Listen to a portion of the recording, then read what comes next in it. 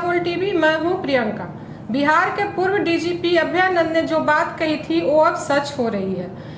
किसी भी बीमार इंसान को पुलिस गोली मार दे रही है। क्या है पूरा मामला, आइए जानते हैं हल्ला बोल टीवी के संपादक दीपक शर्मा से। देखिए, बिल्कुल बिहार के पूर्व डीजीपी अभयानंद ने यही बात कही थी। अभयानंद ने कहा था कि पुलिस को अगर इस तरह से एनकाउंटर, ऑपरेशन लंगड़ा, फुल एनकाउंटर की इजाज़त दी जाएगी अगर, तो यह हो सकता है कि भविष्य में निर्दोष लोगों को गोलियां मारी जाए, और वो दिख रहा है। भरत तिवारी को पुलिस ने गोली मार दी। भरत तिवारी मर गया, अब वो इस दुनिया में नहीं है। भरत तिवारी क्या क्रिमिनल था? नहीं, उस पर एक भी आपराधिक मामले दर्ज नहीं है। वो प्रतिभावान युवक था जो इस सिस्टम की बेरुखी, इस सरकार की विफलता की वजह से मानसिक रूप से बीमार हो गया। उसे तो कई अधिकारियों ने सम्मानित किया था, वो बीपीएससी उसने पास की थी। और अब आप सोच लीजिए कि भरत तिवारी की मौत क्या संकेत दे रही है। भरत तिवारी की मौत यह संकेत दे रही है कि यह सम्राट चौधरी की सरकार, सम्राट चौधरी सुबह शाम, चाहे वो गया में हो, चाहे कैमूर में हो, चाहे फुलवारी में हो, कहते हैं कि हम अपराधियों को बिहार छुड़वा देंगे। वो कहते हैं कि अपराधियों को से निपटने के लिए हमने पुलिस के हाथ खोल दिए हैं। पुलिस के हाथ जब खुलेंगे तो इसी तरह के एनकाउंटर होंगे। पुलिस के हाथ खुलने नहीं चाहिए, पुलिस के हाथ कानून से बंधे होने चाहिए ताकि पुलिस कानून के मुताबिक काम करे। एक सवाल है सम्राट चौधरी सरकार से, सवाल ये है कि बीमार, मानसिक रूप से अस्वस्थ बिहार के युवकों को, भरत तिवारी जैसे युवकों को सरकार दवा देगी, उनका इलाज कराएगी, उन्हें रोजगार देगी या गोली मारेगी? इस सवाल का जवाब सम्राट चौधरी सरकार को, भारतीय जनता पार्टी की सरकार को देना चाहिए।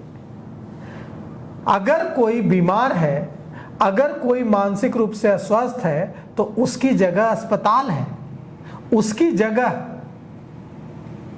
डॉक्टर्स की निगरानी में इलाज है, न कि उसे गोली मार देनी चाहिए। पुलिस जब गिरफ्तार करने पहुंची भरत तिवारी को, तो हम आपको सुनाते हैं कि वो कैसी मांग कर रहा है। क्या मांग है सुन लीजिए, आप ही ना बोले कि बताओ फिर से।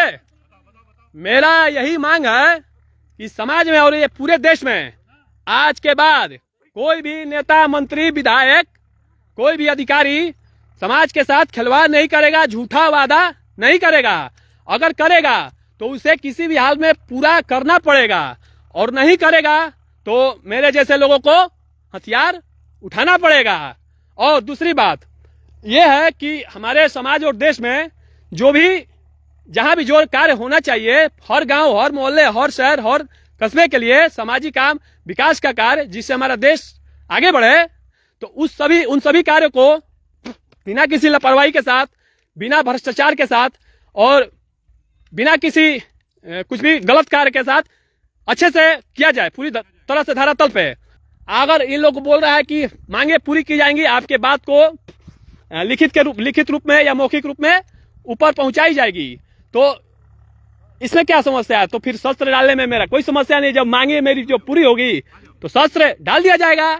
अगर इसके बाद इन लोगों ने कुछ छल किया या झूठ मूठ का कुछ ऐसा भी कुछ भी किया, तो समाज और देश के लोग, आप समझना इसके बाद कि ऐसे लोगों का क्या इलाज करना है। अगर मैं जिंदा रह गया और ये सब मेरे साथ कुछ ऐसा गलत नहीं किया तो आऊंगा, तो फिर उसके बाद मेरे द्वारा भी छल ही सिर्फ किया जाएगा, सामने से युद्ध नहीं होगा। उसके बाद अगर छल करेगा तो छल ही होगा। गए थाना में, कहे कि हमारे लड़का को दिमागी ठीक नहीं है, इस तरह का किसी तरह कंट्रोल उसको आप लोग करिए, इसको पकड़िए, धरिए। लेकिन हमको नहीं कोई सुना, हमको बैठा के लोग रख दिया वहाँ पर। हम दिन भर, हम सुबह से गए वहीं पर बैठल रहे, हमको छोड़ा नहीं गया वहाँ पर। तब तक ले यहाँ पर ऐसा घटना हुआ। हम क्या कहेंगे? ये तो कोनो ऐसा बात नहीं है कि कोई किसी को मारा है, किसी को कुछ किया है, इसका कोई रिकॉर्ड नहीं है ऐसा। इतने इसका है कि इसके दिमागी संतुलन नहीं था सही। थाना में कब तक रखा गया आपको? हमको दिन भर रखा गया कल। कब छोड़ा गया? हमको शाम को छोड़ा गया। मतलब घटना होने के बाद आपको हाँ छोड़ा हाँ गया? हमको छोड़ा गया वहाँ से। जैसे पता चला कि मौत हो गई है उसके बाद हाँ हाँ ये लोग कहा कि नहीं उसको पैर में गोली लगा है। पूछा कि सर तो पैर में गोली उसको लगा है, जिंदा है। इस तरह के जख्मी है, कंप्यूटर से निकल जाएगा उसका जो है छड़ा वड़ा लगा है। लेकिन यहाँ तो दूसरे बात था, यहाँ पर तो मार दिया गया था। कहाँ कहाँ गोली लगी थी? आप भी गए थे पोस्टमार्टम में? ना हम नहीं गए हैं, हम सब तो इसका इंजरी रिपोर्ट है सर। कितने बेटे थे आपके? 3 बच्चे हैं हमारे। ये कितने नंबर का? महिला लड़का है ये। मतलब दूसरे? इस तरह की बात है तो बताइए, इतना फोर्स था उसको नहीं पकड़ पाया, निहत्थे को नहीं धर सका, सीधा मारने का प्लान था, इन्होंने ऐसा किया। आप सुनिए, वो कह रहा है कि मेरी मांग है कि किसी नेता को समाज के साथ खिलवाड़ करने की इजाज़त न दी जाए। ये क्या है? यह दिखाता है कि किस कदर बिहार के युवा इस सिस्टम की बेरुखी से, यह जो हमारा समाज जिस तरह से चल रहा है, हमारी सरकार जिस तरह से चल रही है, उससे पूरी तरह से फ्रस्ट्रेट हो चुके हैं। और यह फ्रस्ट्रेशन उनके व्यवहार में दिख रहा है, यह फ्रस्ट्रेशन भरत तिवारी के व्यवहार में भी दिख रहा है। कुछ दिनों पहले पाटलिपुत्रा जंक्शन पर जब युवकों ने तोड़फोड़ की थी, पुलिस की गोलियों से नहीं डरे थे, पत्थर चलाए थे, आईजी को, जितेंद्र राणा को घायल कर दिया था मारकर पत्थर। तब भी यह सवाल उठा था कि क्या बिहार के युवाओं के सब्र का बांध अब टूट रहा है? यह जो सरकार है, भारतीय जनता पार्टी की सरकार, यह क्या युवाओं को रोजगार देने के बदले, युवाओं को जो अस्वस्थ फ्रस्ट्रेट युवा हैं उनका इलाज कराने के बजाय क्या उन्हें उपहार में गोलियां देंगी? क्या उन्हें मौत की नींद सुला देगी यह सरकार? इसका जवाब भी मुख्यमंत्री सम्राट चौधरी को देना चाहिए। नेताओं के बेटे मंत्री बने बैठे हैं। खुद सम्राट चौधरी शकुनी चौधरी के बेटे हैं और वे मुख्यमंत्री इसलिए बने हैं, राजनीति में इतना आगे इसलिए बढ़ चुके हैं क्योंकि उनके पिता एक बड़े नेता थे। तो बड़े नेताओं के बेटे मुख्यमंत्री और मंत्री बनेंगे और गरीब परिवार के बच्चों को, युवाओं को सरकार गोलियां मारकर मौत की नींद सुला देगी।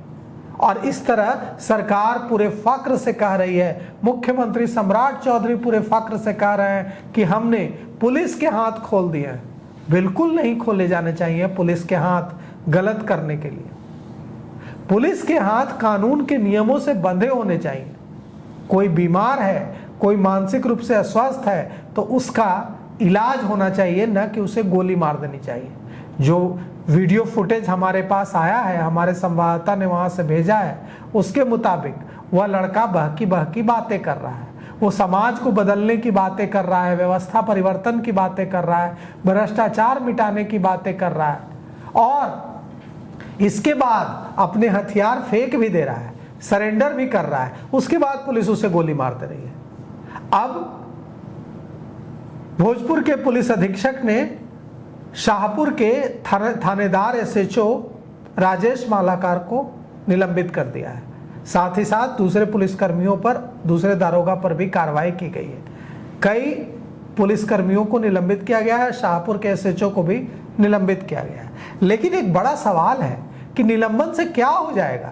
कल फिर मुख्यमंत्री कहेंगे कि हमने पुलिस के हाथ खोल दिए हैं, और पुलिस के हाथ खुलेंगे, पुलिस के हाथ नियमों से बंधे नहीं रहेंगे तो इसी तरह के एनकाउंटर होंगे जिसमें मानसिक रूप से अस्वस्थ, गरीब, फ्रस्ट्रेट युवाओं को पुलिस गोली मारेगी और उसकी माँ कलेजा पीटती रह जाएगी, उसकी माँ छाती पीटती रह जाएगी। और अब सरकार को यह बताना चाहिए कि अपराध मुक्त बिहार बनाने की बात करने वाले मुख्यमंत्री सम्राट चौधरी को यह बताना चाहिए कि क्या ऐसे नया बिहार बनाएंगे जिसमें मानसिक रूप से अस्वस्थ युवाओं को सरकार इलाज नहीं कराएगी, उन्हें सरकार दवा नहीं देगी, उन्हें गोलियां देगी। यह लड़का प्रतिभावान छात्र था। इसे सिस्टम ने, इस सरकार की विफलता ने, गरीबी ने, बेरोजगारी ने पागल बना दिया और उसके बाद गोली मार दी। मतलब बिहार की सरकार पहले युवाओं को फ्रस्ट्रेट करेगी, बेरोजगारी का दर्द झेलेंगे, गरीबी का दर्द झेलेंगे, वे फ्रस्ट्रेट होंगे, उनकी मानसिक स्थिति खराब होगी और उसके बाद इस सरकार की पुलिस उन युवकों को गोली मार देगी, उन्हें आपराधिक करार देकर मौत की नींद सुला देगी। ये जो युवाओं का गुस्सा फूट रहा है पटना के पाटलिपुत्रा जंक्शन पर, शाहपुर में भरत तिवारी का और दूसरे युवाओं का जगह जगह, ये और बढ़ेगा।